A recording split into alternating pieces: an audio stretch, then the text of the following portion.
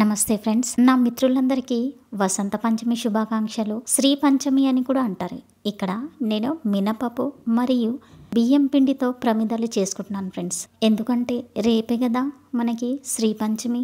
పిల్లల చదువుల తల్లి సరస్వతి అమ్మవారు కరుణిస్తే ఇంకా పిల్లలకి టెన్షన్ అవసరం లేదని చెప్తాను. ఎందుకంటే విద్యకి అధిదేవత ఆ అమ్మవారు కరుణించారనుకోండి ఫస్ట్ క్లాస్ రావాల్సిందే. శ్రీ పంచమి రోజు మినపప్పు ప్రమిదల్లో దీపాలు వెలిగించాలి అని చెప్తారు.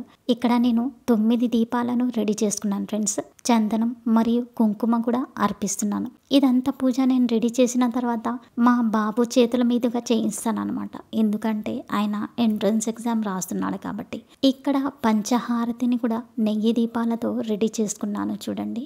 ఈరోజు మీకు వీలైతే కనీసం 2 ప్రమిదలన్నా మినపప్పుతో చేసి అమ్మవారి దగ్గర వెలిగించడం మంచిదని చెప్తాను. ఇక్కడ అమ్మవారి ఫోటోకి చందనం మరియు కుంకుమతో అలంకరించుకున్నాను. పూలదండ కూడా వేస్తున్నాను. పూలదండ వేసేటప్పుడు అమ్మవారికి మొక్కుకుంటున్నాను, అమ్మ ఈ దండ స్వీకరించి మాకు అండగా ఉండు తల్లి అని. ఎందుకంటే అమ్మవారికి దండ కంపల్సరీ వెయ్యాలని చెప్తారు. ఇక్కడ ఒక పీట మీద కూడా నేను పసుపు వాళ్ళకి అమ్మవారికి ఇష్టమైన ముగ్గు వేశాను. అంటే సరస్వతి ముగ్గు అనమాట. మీకు వీలైతే అమ్మవారి ముగ్గు ఇలా వేసుకోండి ఫ్రెండ్స్. ఇక్కడ నేను తమలపాకుల మీద ఎర్ర పుష్పాలు అర్పిస్తున్నాను. ఇక్కడ ప్రమిదలు నెయ్యి దీపాలు రెడీ చేసుకున్నాను. ఎందుకంటే మా బాబు చేత వెలిగించాలి కాబట్టి.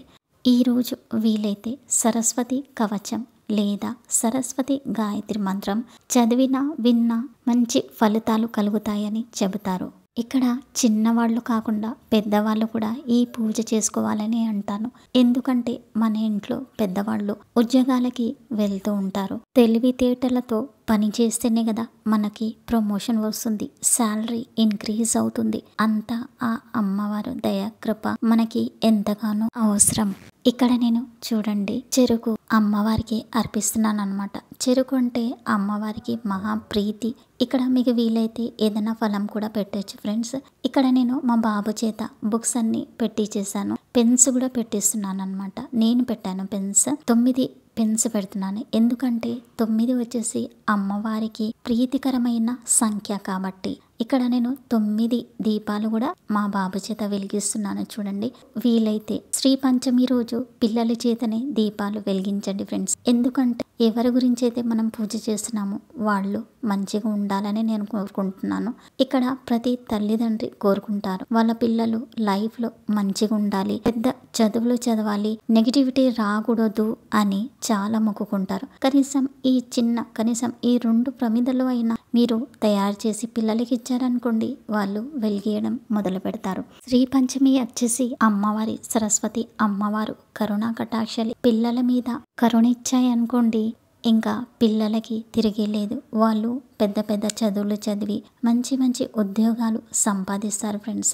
శ్రీ పంచమి అనేసి సంవత్సరంలో ఒక్కసారే వస్తుంది.